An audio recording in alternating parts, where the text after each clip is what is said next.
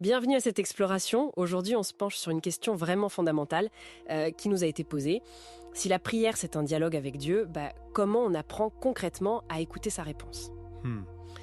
On a pas mal de textes sous les yeux, des guides pratiques, des réflexions théologiques aussi qui parlent de cet art, l'art de l'écoute divine. Oui. Notre but, c'est de distiller un peu les clés pour cultiver ça au milieu de nos vies souvent bien remplies. Allons-y. C'est une question essentielle.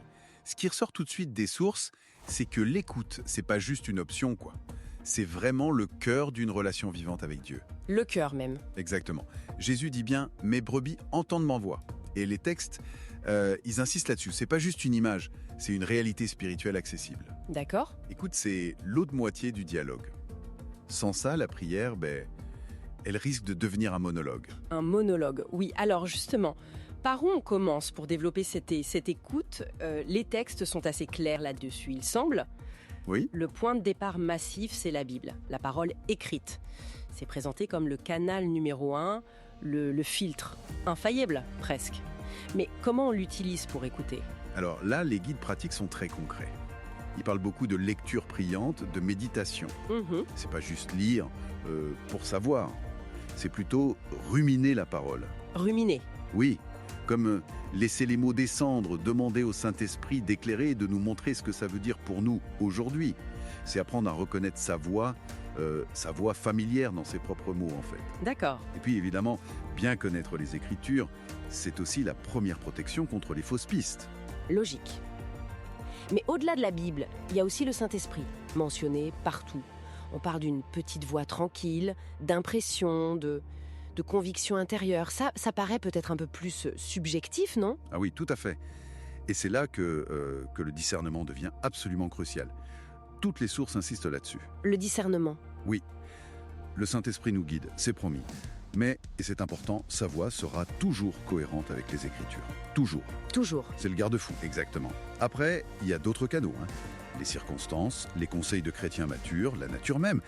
Mais la Bible reste l'autorité finale pour tester une impression, une pensée. D'accord. Donc on a les canaux Bible, Esprit. Mais j'imagine qu'il faut aussi que notre poste récepteur, nous-mêmes, soyons bien réglés. Quelles sont les attitudes de cœur nécessaires pour bien entendre ? Tout à fait, c'est fondamental. Les textes en soulignent plusieurs. D'abord, l'humilité. Reconnaître qu'on a besoin de lui, de sa guide.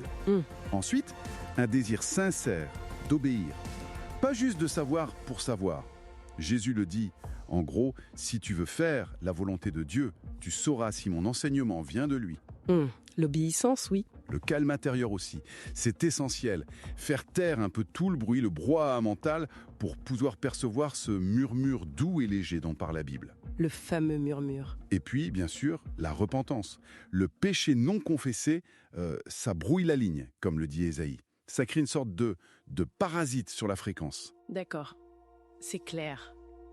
Mais alors, la question qui revient toujours, comment on fait ça concrètement dans nos journées de folie ? Est-ce qu'il y a des pistes réalistes ? Oui, heureusement. L'idée, c'est pas de devoir prendre 3 heures par jour tout de suite. Ouf. Non, c'est plutôt commencer petit. Quelques minutes, 5-10 minutes le matin avec un verset en mode écoute. Utiliser les temps morts, les trajets, la vaisselle, pour se tourner vers Dieu. Juste être disponible. Cultiver aussi des moments de silence volontaire, même très courts. Certains suggèrent de tenir un petit journal pour noter ce qu'on perçoit, voir comment Dieu guide sur la durée. Ah, c'est intéressant ça, le journal. Et puis surtout, prier pour entendre. Demander comme Samuel, « Parle Seigneur, ton serviteur écoute ». Et après avoir parlé, consciemment, faire silence. Attendre. Ce silence, après avoir parlé, c'est pas si naturel. Non, ça demande un effort conscient au début. Et ce point crucial qui revient toujours, les discernements. Comment on sait si c'est bien Dieu ? Pas juste notre envie, notre stress ou autre chose. C'est le grand défi. Le test numéro 1, répété partout. La cohérence avec les Écritures. Dieu ne va pas dire le contraire de ce qu'il a déjà dit. Logique. Ensuite, regardez le fruit. Est-ce que ça produit la paix, l'amour, la sainteté dont parle Paul ? Est-ce que ça glorifie Christ ? Ou est-ce que ça me met moi en avant ? Le fruit. Le témoignage intérieur de paix aussi. Cette paix qui dépasse l'intelligence. C'est un bon indicateur. Et puis, ne pas hésiter à demander conseil à des personnes sages et matures spirituellement. Oui, la communauté. Exactement. Et la patience. Dieu n'est pas toujours pressé comme nous. C'est vrai. Et à l'inverse, quels sont les obstacles qui nous bouchent les oreilles, en quelque sorte? Ceux qui reviennent souvent dans les textes. Alors, il y en a plusieurs. Le bruit, évidemment. Extérieur, mais surtout intérieur. Nos pensées qui tournent en boucle, l'agitation. Le hamster dans la roue. C'est ça. Le péché non confessé, on l'a dit. Mais aussi, attention, nos propres désirs très forts ou nos idées fixes.